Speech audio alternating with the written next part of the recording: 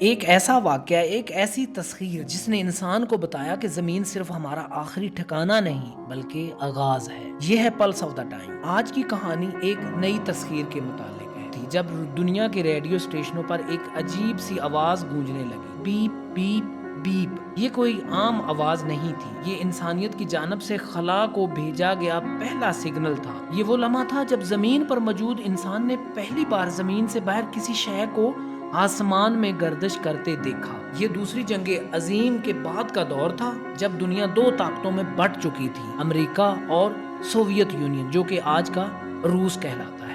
دونوں کے درمیان طاقت، ایٹم بم اور اثر و رسوخ کی سرد جنگ جاری تھی۔ امریکہ چاند پر پہنچنے کے خواب دیکھ رہا تھا اور سوویت سائنسدان خاموشی سے ایک چھوٹے مگر انقلابی منصوبے پر کام کر رہے تھے، ایک ایسی چیز بنانے پر جو زمین کے گرد خود سے چکر لگا سکے۔ یہ منصوبہ سپوتنک کہلاتا تھا۔ سپوتنک کا مطلب روسی زبان میں ساتھی یا ہمراہ کو کہتے۔ 4 اکتوبر 1957 کو قازقستان کے بائیکونور لانچ بیس سے ایک راکٹ فضا میں روانہ کیا گیا۔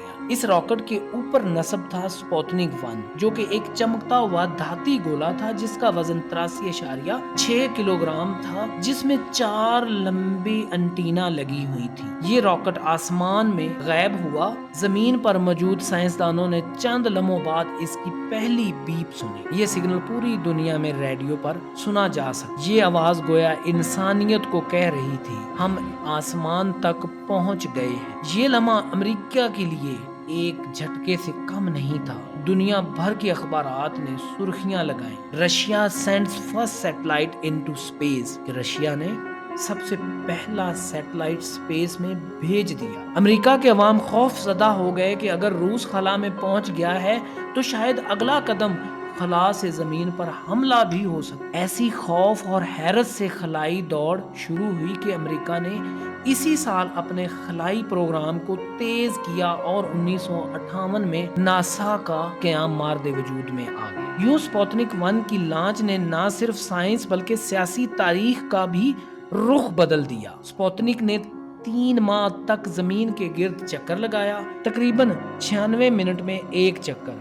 ہر چکر میں یہ زمین کے قریب ترین مقام پر جو کہ 215 کلومیٹر اور دور ترین مقام جو کہ 939 کلومیٹر پر جاتا تھا۔ 21 دن بعد اس کی ریڈیو سگنل بند ہو، مگر یہ سیارہ 4 جنوری 1958 تک خلا میں موجود رہا اور پھر زمین کے ماحول میں داخل ہو کر جل گیا۔ یہ پہلا مصنوعی سیارہ تھا جس نے انسان کو دکھایا کہ خلا تک پہنچنا ممکن ہے اور زمین صرف ہمارا آخری ٹھکانہ نہیں بلکہ آغاز ہے۔ سپوتنک کے بعد دنیا بھر میں سائنس کی اہمیت دوگنی ہو گئی۔ امریکہ، روس، چین اور یورپین میں تعلیمی نصاب بدل گئے، ریاضی، فزکس اور انجینئرنگ کے شعبوں کو ترجیح دی جانے لگی۔ یہی وہ وقت تھا جب اسپیس ریسرچ ایک خواب سے حقیقت بن چکا تھا۔ چند ہی سال بعد یوری گیگرین نے 1961 میں خلا میں جانے والا پہلا انسان بنا۔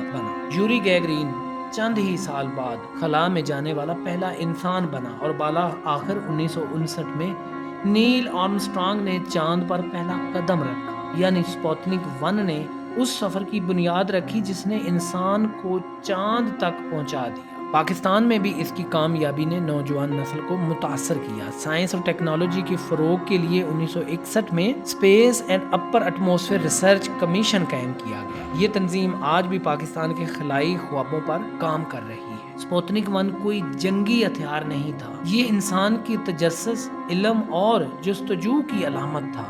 ایک چھوٹے سے سیارے نے ہمیں یہ سبق دیا کہ اگر سوچ بلند ہو تو آسمان بھی حد نہیں ہوتا۔ شکریہ، پھر ملیں گے کسی اور نئے واقعے، نئی جستجو اور نئی گفتگو کے ساتھ۔